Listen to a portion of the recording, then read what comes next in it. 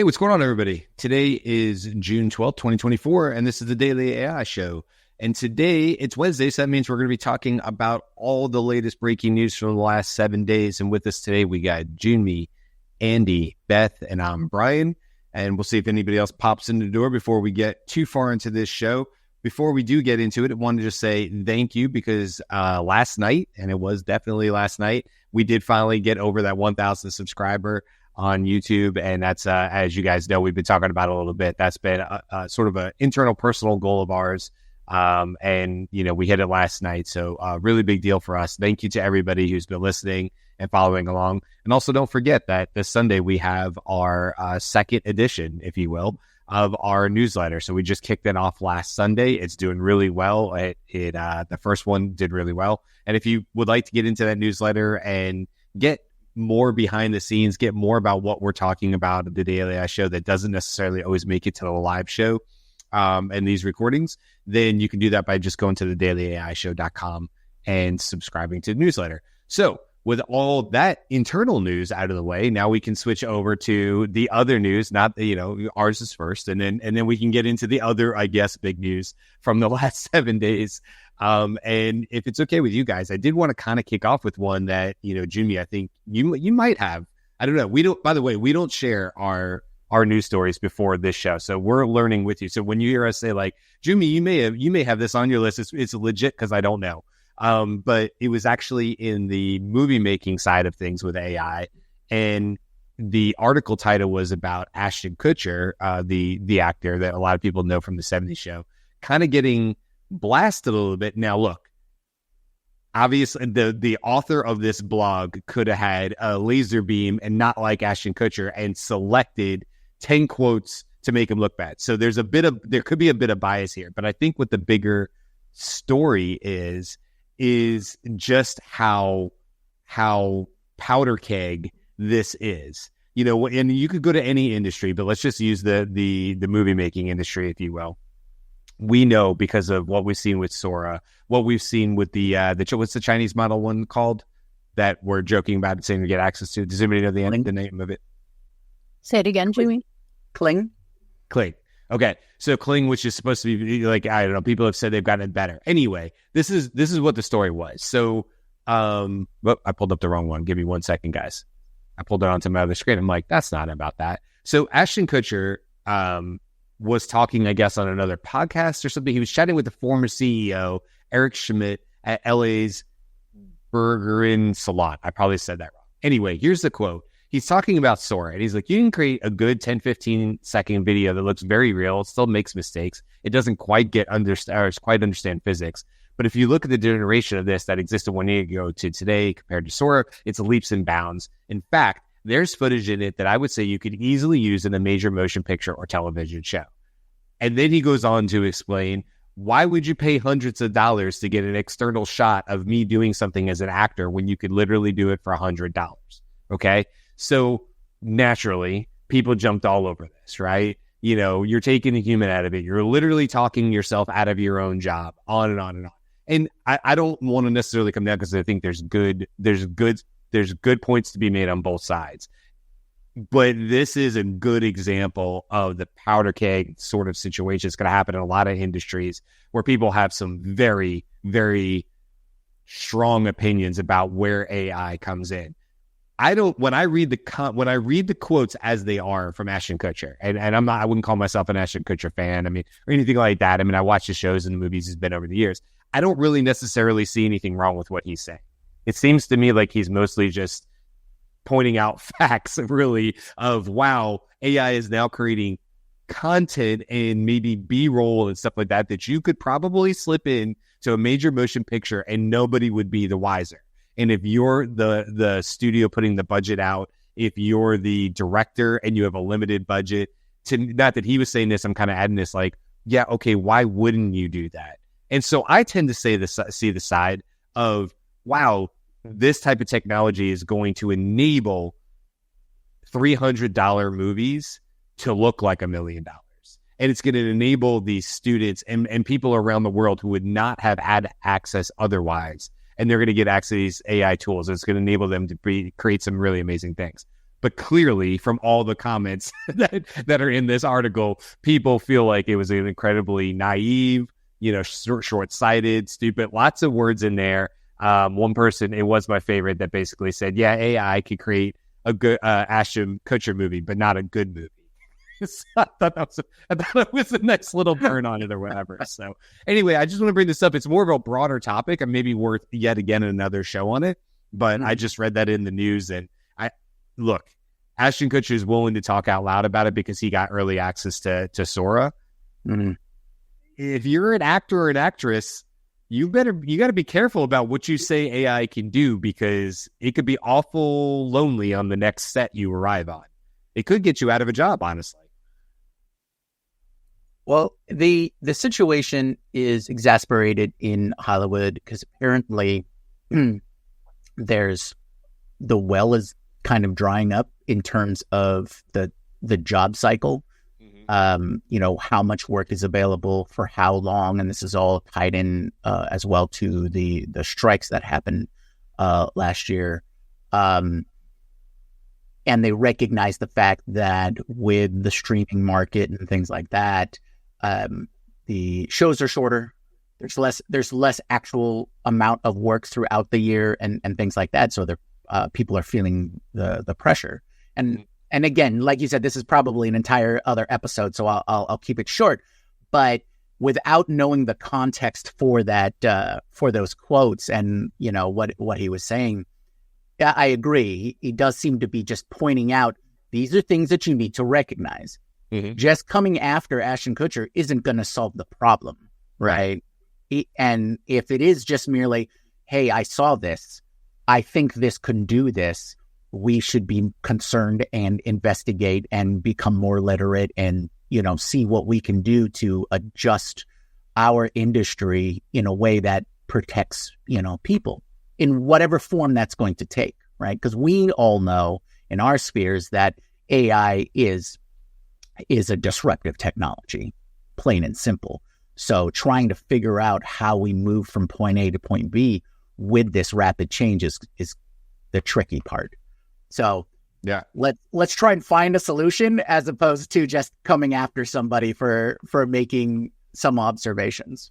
And like I said, we covered this when the agreement was made, right? So limited the ability of the studios to use AI for various functions. When we were talking about that at the end of the strike, we noted that this technology was potentially going to give a lift to non-studio movies, right? Or non-studio media, because it obviously doesn't limit them. It's an agreement with studios.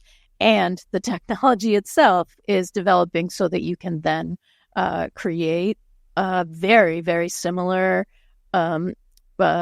clips for to sort of seed into your movie, which would then lower the cost of being able to make a comparable value movie.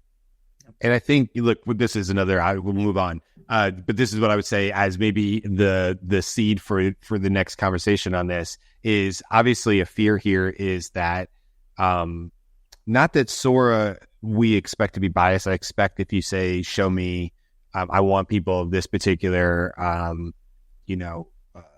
ethnicity or something like that. Hopefully it'll do that. But we've heard Aaron talk about, so I wish he was on the show right now. Aaron talk about just, he speaks English, but he doesn't have an accent, right? He lives in Perth, Australia, and he sounds like people in Perth, Australia. He doesn't sound like us. And he's talked about how 11 Labs, these other tools have not traditionally done a great job of that. Jimmy, you've talked about, a little bit of Hawaiian culture and stuff like that. That's part of your life, and how songs don't necessarily line up when they say they're a traditional Hawaiian song, that AI doesn't necessarily nail that either. And so anyway, my concern here, as we could talk about on the show, would be, okay, let's just say Ashton Kutcher is correct. And in my opinion is he is, right? Like Sora probably with some iteration will be able to create short 15-second like B-roll clips that could be put into major motion pictures and none would be the wiser. I do agree with that.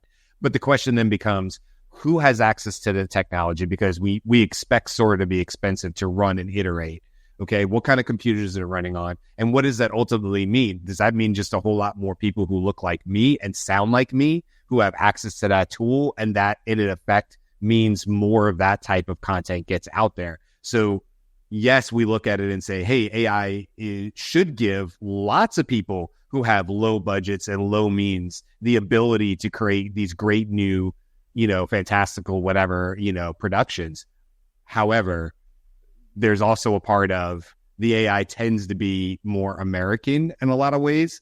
And so what does that mean for people in Perth, Australia, who want, to be a uniquely Australian with an Australian accent and do it correctly? So bigger topic, obviously, but it really caught my eye because I thought, oh man, when you watch the rebound from that, I think you could say that pretty much for any industry.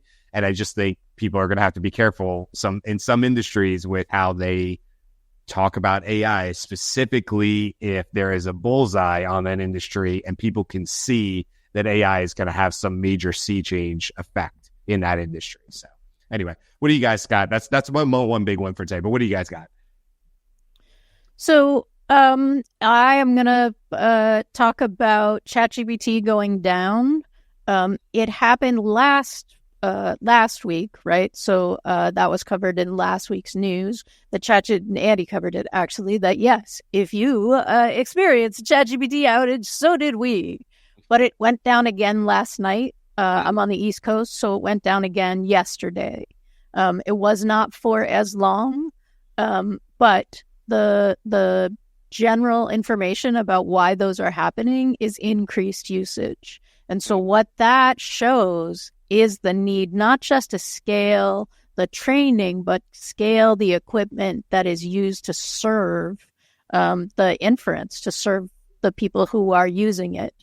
So I just wanted to acknowledge, if you also tried to use ChatGPT yesterday and it said, oh, we have experienced a problem, and you did everything in your power to try to figure out what that was, you are not alone. It's back now. All right. I have a couple of things. First, I want to circle back to the Apple Intelligence announcement. And, we talked about this yesterday on the show, and people have various framings of, what Apple Intelligence represents. But it got a very large and high-level endorsement from a fellow named Andrej Karpathy. Now, that name, I'll just fill in.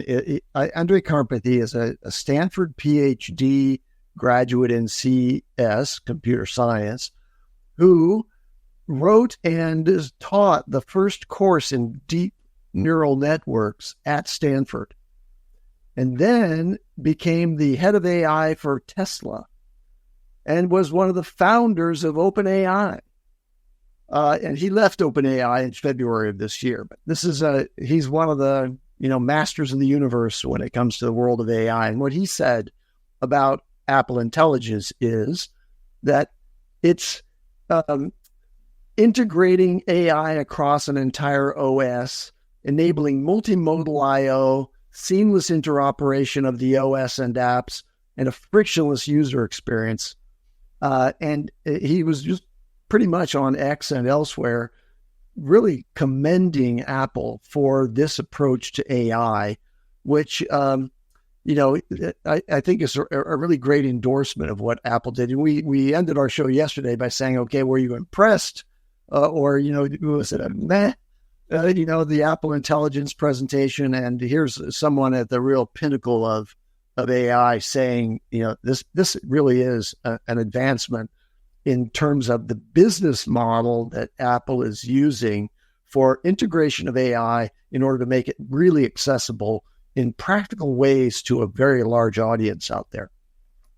All right, so one of the things that is a part of the Apple design is using on-device processing in order to improve privacy and to deliver on AI's capabilities that aren't general, frontier model capabilities of reasoning so much as they are practical integrations of what's going on your phone or in your computer, and bringing super intelligence to those processes.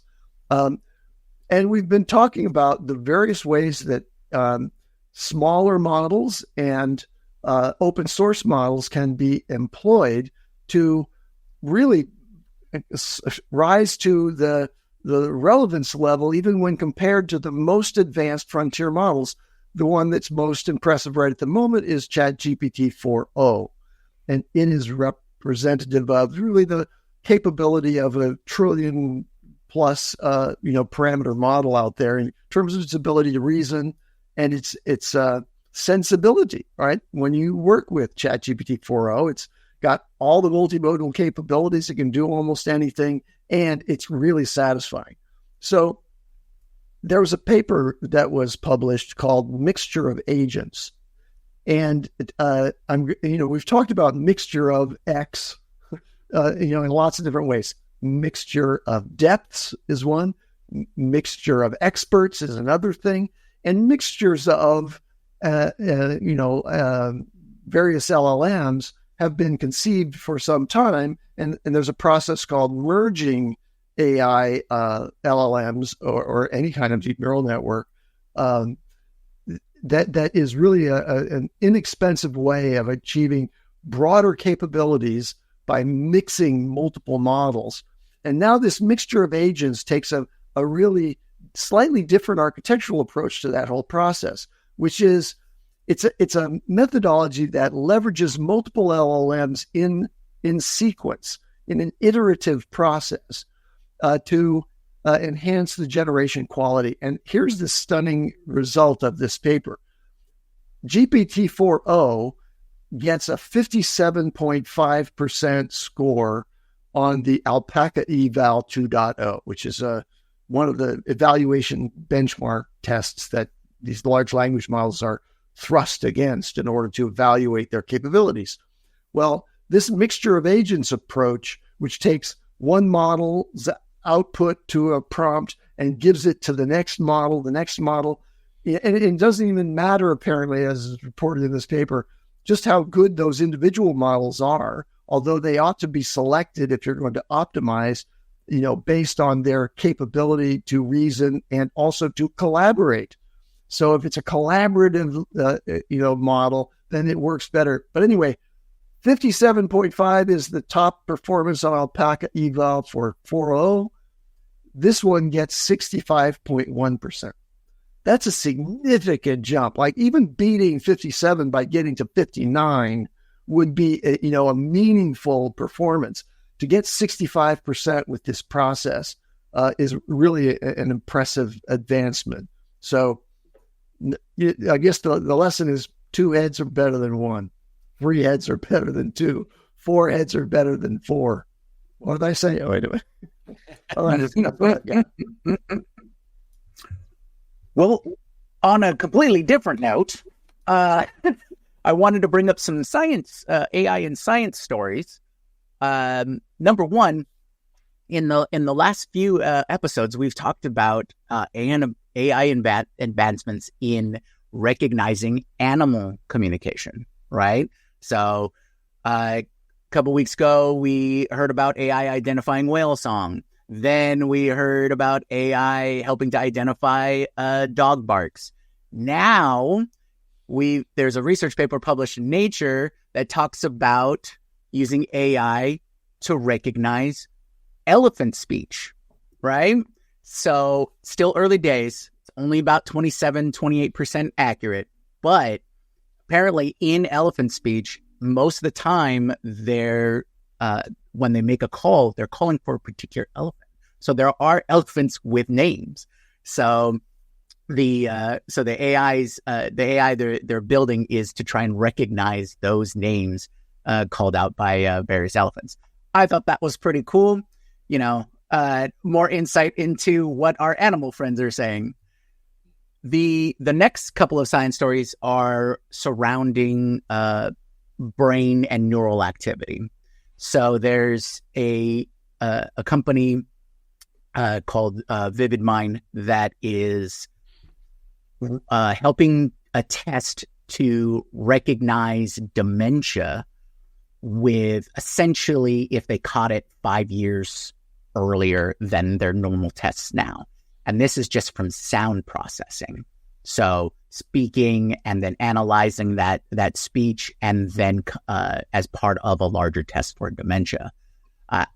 and with most of these long-term illnesses, it's a race onto how early you can detect to treat. So this is another foray into that realm. Now, the next two, you might not see the connection I see here, but research from Harvard are looking at how brains control movement, right? So they did so they're doing testings in rodents. And so what they did was they created a virtual rodent to, test their hypotheses and things like that. So you can, so that they can recognize how the brain communicates with the body and how to work on that movement factor. Now, what's really crazy about this is that with this kind of technology, knowing how the brain talks to the body, we can apply that to the next story I have, which is, funny enough, a trash sorting robot. It mimics the complex human sense of touch. So this is a tactile aspect, right? So they've built this embodiment of AI, this robot that can recognize objects just by their touch, right? And they had it sort some trash as a test for this. And this again goes back to the tactile response and how it communicates to the brain. And so what they're hoping is that with brain-computer interfaces, Neuralink, that tactile information can be collected by the sensor and then converted into neural signals directly to the brain, which allows you to re-empower that tactile perception capability for people with like hand disabilities or, nerve damage and those kinds of things. So kind of rerouting that, or if they don't have those capabilities. So if you look at the brain to sensor type of pathway there, we're talking tactile response, we're talking motor response. I'm seeing the next generation of prosthesis going on, right? And so for all of my future tech friends, cyberware is coming, folks. It's coming. Cyber arms, cyber legs, it's all happening. So those are the main science stories that I wanted to cover for today. Well, and the next piece of that, right? So we're cyberware is coming, right?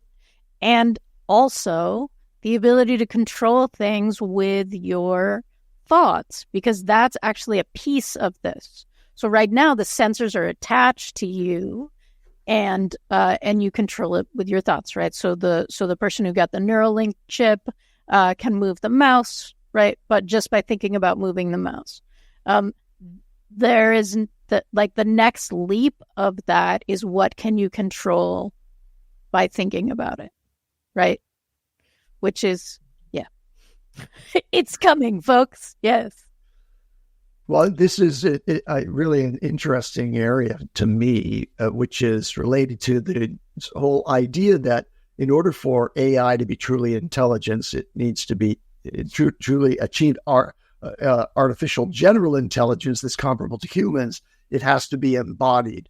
And being embodied, instead of being a disembodied brain and thinking, is really largely about all of the sensors that our body presents to us. So, and the decline of the sensory capabilities as you age is a really important issue for me. Like, is my vision blurring? Is my hearing decaying? Is my tactile sense being reduced? And the idea that all these could be augmented for you as a brain is exciting. And it's also important to the achievement of artificial general intelligence in embodied AI. So combination of an AI that also has simultaneous access to all the sensors, including sensors that go way beyond the capabilities of the human body, by expanding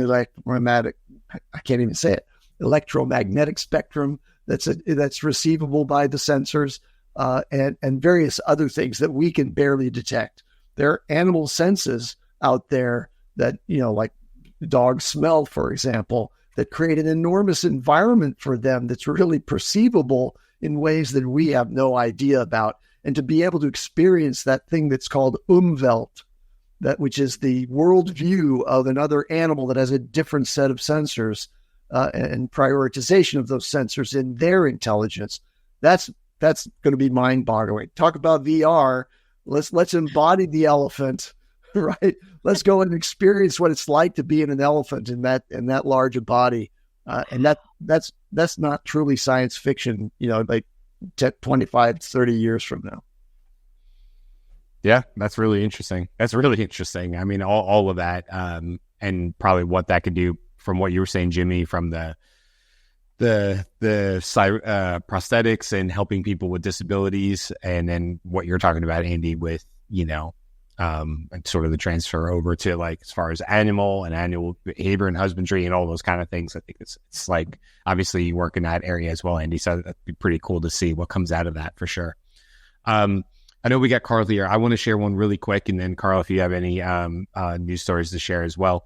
One thing I thought was pretty cool, I'll actually throw it up on the screen, just so it's more of a show and tell, is there was this story that came out about F1 and how they had used, or not F1, but in the incorporation with AWS and Amazon, they had used AI to help create a trophy for an F1 race in Canada, and specifically in Montreal.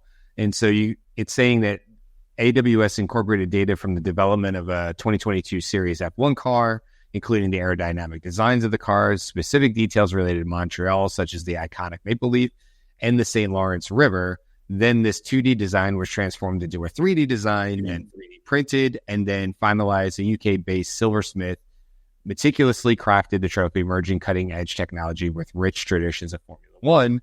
And so if you want to see, I had to go look it up in a different article, because oddly, the article that talked about it did not show what it looked like. But I just did a quick Google search, and this appears to be it on the right-hand side here. So, if you're listening to this, go take a look on our replays. I'm not sure that I see Maple Leaf or an F1 2022 car, or maybe the St. Lawrence River, whatever. But what I think is cool about it is that this is a nice hybrid between, using an AI to drum up a new design, something different. But they didn't stop at, we can 3D print this with the best quality materials. They took that 3D printing and then handed it over to a craftsman, somebody who's skilled in silver work, and they crafted it. And now how different is this from the 3D? I don't know that we'll know that per se. Maybe the craftsman, he or she put their specific, skills or their artistry into it. I'm not sure. But I think it's a cool concept and a cool idea of how, right now we're seeing this in F1. But I will tell you, from the days of running a CrossFit gym and we would have local CrossFit competitions, it is actually really hard to get a unique local trophy to give to somebody. In fact, I just ran into that. Like, you just don't find shops around who can, there's 3D printers and stuff, but to craft this type of stuff. And so, obviously a local CrossFit gym is not going to be, paying a UK silversmith to craft a thing. But I do see a nice combination here of maybe going from AI creation with a little bit of human intervention in there to maybe tweak it to whatever that particular competition would have been about. And then creating it with 3D or doing something similar to that. I mean, now you can even do wood 3D stuff or whatever to create something unique that's to that particular, local competition. Because I know for me, it's kind of like, it's whatever you can stick on top of the trophy. Nothing that looked as cool, obviously, as what you just saw. So I in a small business way, I ran into this. And so I look at this and I go, oh, okay, this is at, F1 levels and all that. But how soon before, the little guys, the little businesses have the ability to create something truly unique like this, to give out to, just think about any youth sports, any adult sports, and on and on and on, how many different areas you would build trophies for, and the ability to do something truly unique with that trophy. And regional is super cool, like they did with Montreal and the river and the Maple Leaf. I'm just like, I think this is so cool. So I hope to see a lot more of this in the future. Carl, what do you got? I think the only thing I got was the GPT builder that we talked a little bit about. That was canceled by Microsoft. Microsoft Copilot for the level of Copilot Pro. Mm-hmm. So I think they're still going to be doing things in the enterprise level. Yep. So it's curious. And then I saw another piece of news today about Microsoft thinking about raising prices or combining the prices of AI into Copilot. So instead of you having to buy Office 365 and then buy Copilot on top of it, they'll just combine everything. So I'm assuming everybody gets AI Copilot regardless. I'm probably not the lowest tier. So I think there's two stories there. I think the first one was the GPT builder. It was very curious to have them have GPT builder and then ChatGPT have GPT builder. And then I think a lot of people panicked and they thought that GPTs itself would be going away, which wouldn't make any sense because GPTs are literally the building blocks for the agents that are eventually coming. So they have all the functionalities there. So they're just missing, I believe, the tasks now, just being able to accomplish tasks. So I'm assuming that would be coming in the next couple months, couple weeks or so.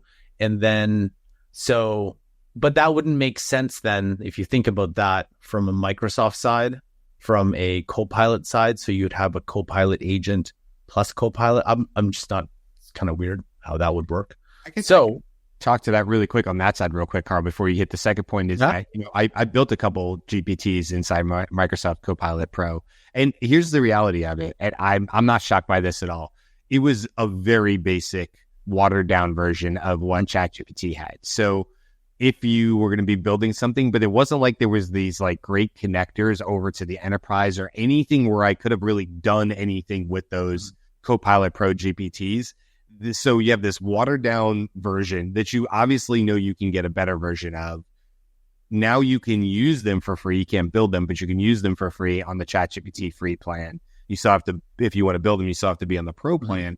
I would imagine they were seeing very, very low adoption because people were trying to figure out why you would need that. And so in the article I read, they said that they were going to focus more enterprise. And I'm like, yeah, that totally makes sense. Why would you build a sort of crummier version of something that's already out there with no clear, it didn't seem like there's any clear plan from Microsoft on what they were going to do from the Copilot Pro side of things.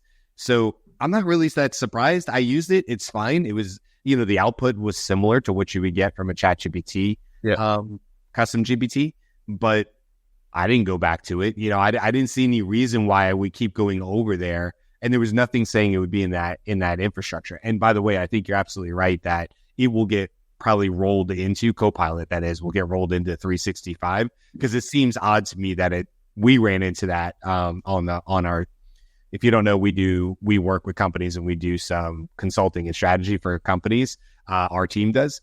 And we ran into that as our consulting arm of it, the daily strategies. So we ran into that as well. And I think it's an interesting thing, that they like why it was a separate piece there when everybody is going to eventually have those AI tools anyway. Like, why would it be a separate thing? Why would it just be part of 365? That makes total sense, I just went to ChatGPT just to see, what's very interesting is the desktop app doesn't connect to OneDrive, Google Drive. And I don't know if you saw a little bit, if you look at it, it has include SharePoint. So add from Microsoft OneDrive, include SharePoint.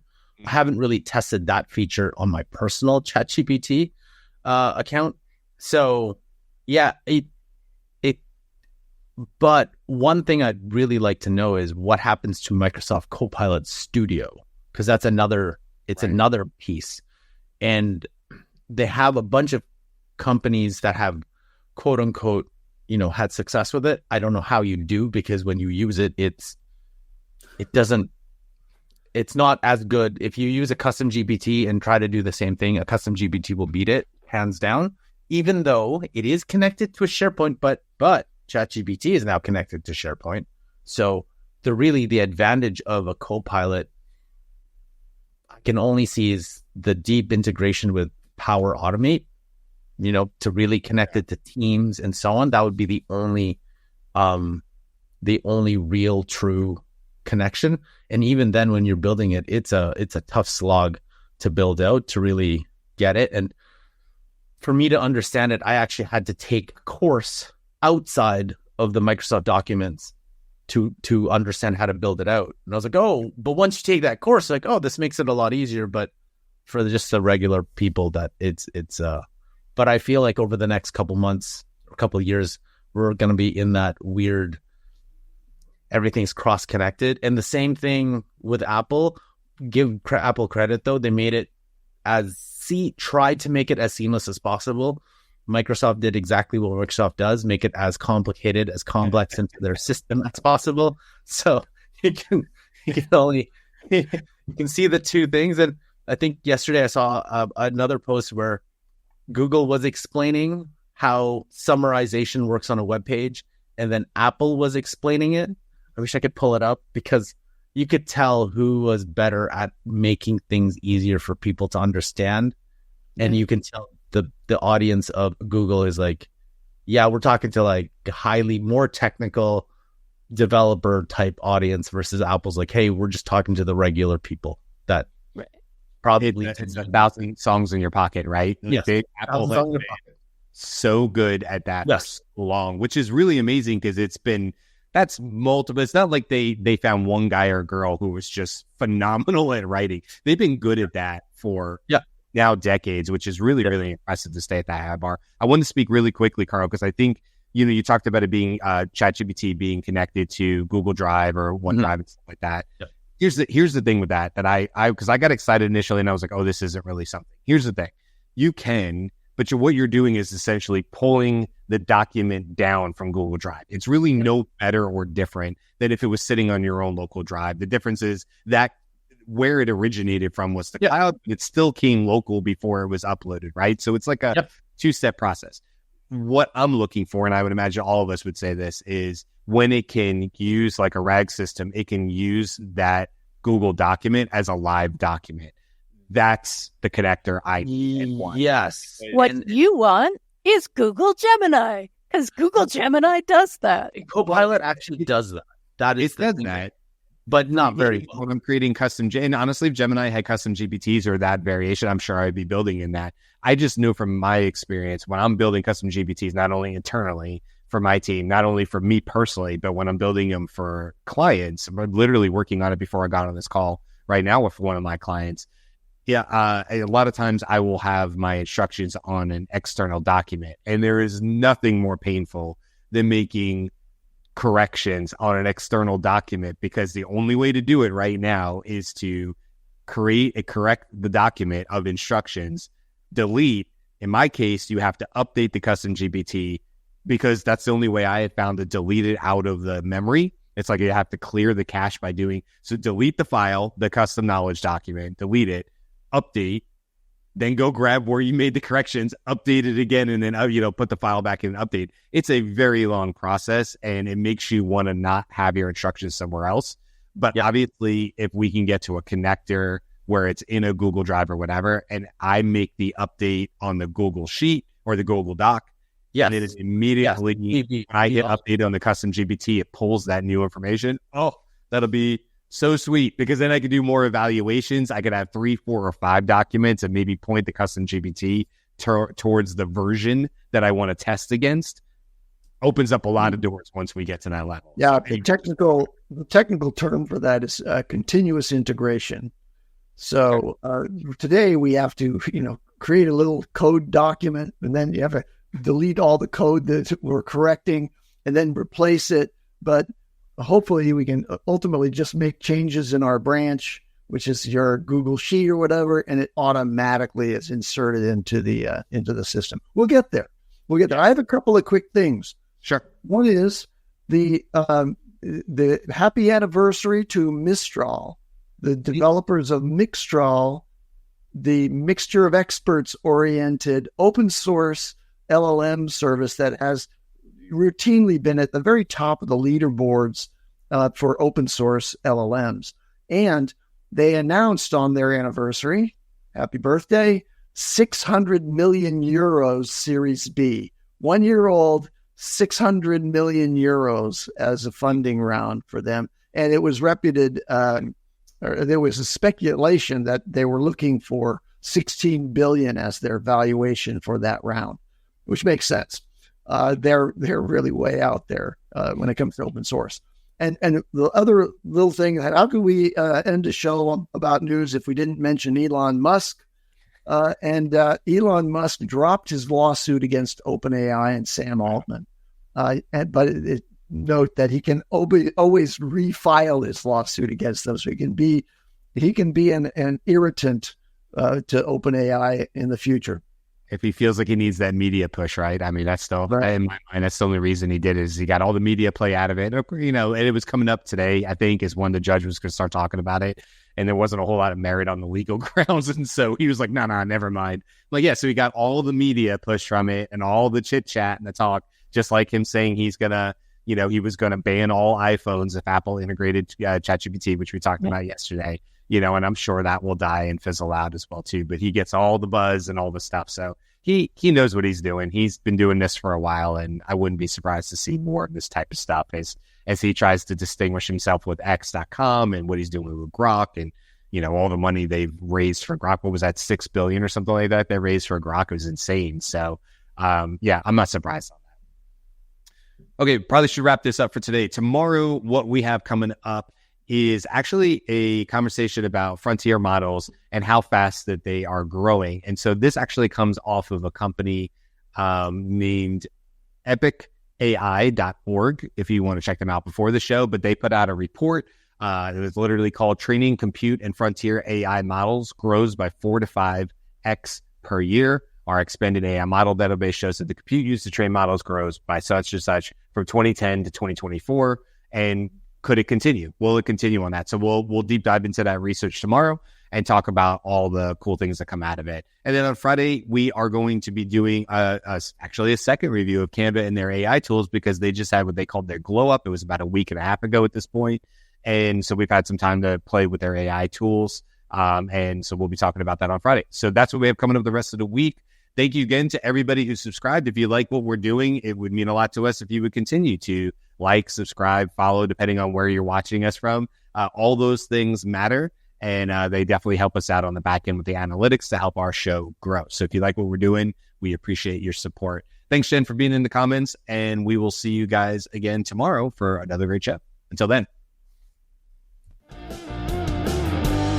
Aloha.